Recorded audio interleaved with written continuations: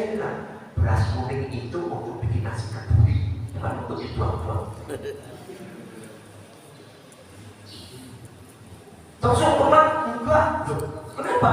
Enggak mau, karena nanti si pengantin ini sujud di lutut ibu dan bapaknya atau mertuanya, kemudian sang pembawa acara mengomentari, nangislah dia. Kan umumnya gitu. Pertanyaan saya, pada saat dia berdoa, Allahumma ghfirli, nangis enggak? Enggak. Tapi yang begitu, nangis. Akhirnya suasana dibuat seperti itu. Akhirnya terjadi apa? Pihak beliaunya marah sama saya. Terus saja yang penting Allah tak marah sama saya. Jadi iman itu benci terhadap kekufuran, benci terhadap kefasikan, benci terhadap kemaksiatan. Itu iman. Kita kembali kepada diri. Kalau kita sudah benci kepada kekufuran, ya, kekufuran itu baik berupa objek atau subjeknya.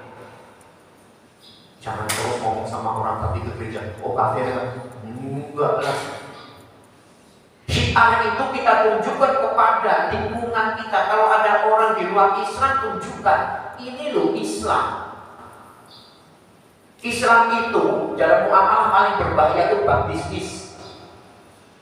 Itu berbahaya sekali. Kalau tidak punya ilmunya, jangan coba-coba untuk berbisnis.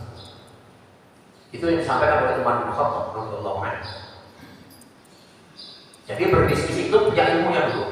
Kalau enggak masuk di ranah dzaror, subhat, akhirnya larinya kepada bab-bab yang haram.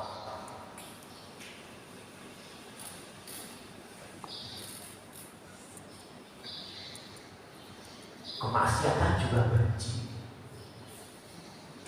Dalam ibadah apa enggak ada maksiat? Ada. Sesuatu yang datangnya bukan dari Rasulullah SAW, kemudian kita praktekkan sebagai ritual ibadah. Saya sampaikan ritual ibadah, maka itu bermaksiat. Sholat itu dari mulai takbiratul ihram, niat takbiratul ihram sampai kepada salam dan dzikir, ini muqayyad. Artinya terikat. Kepada siapa? Qayyidnya. Qayyidnya siapa? Muhammad sallallahu alaihi wasallam. Ya ikutin itu, jangan bikin-bikin sendiri. Sesudah itu baru nanti berupaya mutlak selatan untuk zikir-zikir mana yang disenangi. Karena dalam kondisi yang seperti itu, Allah akan mengampuni dosa-dosa yang lalu dan Allah akan menjaga agar kedepannya tidak berbuat dosa. Itu mulai 30 baik saya lanjutkan ayat yang ke-28, masih ada sedikit. 6 lewat berapa? 6 lewat? Pas 6. Pasnya. Pas 2 menit lagi lah. Saya juga mau berangkat ke kedua. Bal badalahum ma kanu yukhuna min qabl walau ruddu la'adu lima nuhu anhu wa innahum lakadzibun. Tetapi sebenarnya ternyata bagi mereka kejahatan yang mereka dahulu selalu sembunyikan, sekiranya mereka dikembalikan ke dunia, walau ruddu la'adu lima nuhu anhu, sekiranya mereka dikembalikan ke dunia, tentulah mereka kembali kepada apa yang mereka telah dilarang mengerjakannya. Jadi imannya itu bukan karena cinta, karena yang adab Allah. Dia ingin balik, ingin menjadi orang yang benar. Allah tahu dengan ilmu Allah, kalau aku kembalikan lagi ke dunia, tidak bakalan kau tidak mengerjakan satu kemaksiatan, tetap kau akan berada di wilayah kemaksiatan. Karena keimanan Ibnu Katsir menyampaikan bahwa keimanan itu tidak didasari dengan kecintaan. Satu lagi, waqulu ini adalah hayatun dunya wa mana untuk mu'udzina. Jadi tinggal ayat ke-30-nya saja. Hidup hanyalah kehidupan kita di dunia saja dan kita sekali tidak akan dibangkitkan. Baik. Ada satu ucapan. Pada saat kita berbuat maksiat, kita tidak sadar bahwa itu adalah maksiat. Kemudian yang timbul ucapan apa? Kita nikmatin saja hidup ini. Soal nanti di akhirat kan nanti. Akhirat itu ditentukan sekarang, bukan nanti. Kan kita sudah mengalami masa susah yang cukup lama. Covid 2 tahun lebih. Akhirnya berlaku sesuatu yang dibuat kontrol, sesuka sendiri. Ini peribahasanya seperti ini. Wahulu inilah ya tentunya. Ya sudah, kita nikmatin saja. Allah memberikan kita lapangan. Yuk jalan-jalan ke Singapura, jalan-jalan ke Hong Kong, jalan-jalan ke Korea. Sementara waktu kita tidak pernah peduli terhadap orang-orang yang membutuhkan dari harta yang dilapangkan oleh Allah kepada kita. Dari mulai kerabat, keluarga, tetangga yang dekat sampai kepada berpikir yang jauh.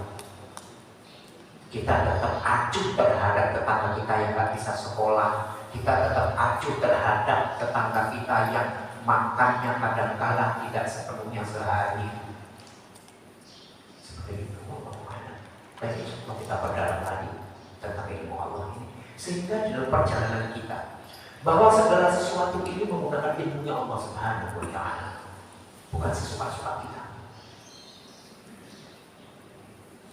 Kita paham itu, maka begitu terjadi sesuatu atas ciptaan Allah Subhanahu wa Ta'ala, baru kita mempunyai satu solusi, yaitu takdir Allah Subhanahu wa Ta'ala. Jadi mengatakan takdir itu punya ilmu, tidak ada rasa penyesalan. Karena itu sudah ketentuan Allah dan sudah tertulis di Lauh Mahfuz berdasarkan ilmunya Allah. Maka terjadilah satu ciptaan dan kadang-kadang nggak enak buat kita.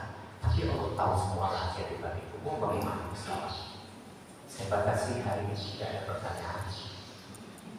Saya juga maksa ini aja pagi. Gitu kan? Karena saya takut tertinggal. Masa kaji takdir aja 10 tahun.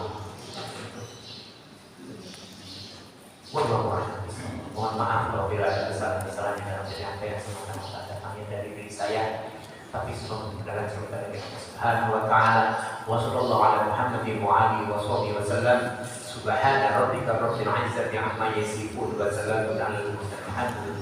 Rabbil alamin. Alhamdulillahi rabbil alamin. Subhanallah wa bihamdihi asyhadu an la ilaha illa anta astaghfiruka wa atubu ilaik. Assalamualaikum warahmatullahi wabarakatuh. Waalaikumsalam. Ustaz Fahmi yang telah punya pada kami, ya, kepada jamaah yang barangkali mempunyai pertanyaan yang bersifat dulu, mudah-mudahan kita disehatkan dan diselamatkan sampai bulan depan. Baik, tadi sudah berdoa dengan doa Tuhan. Alhamdulillah. Assalamualaikum warahmatullahi wabarakatuh.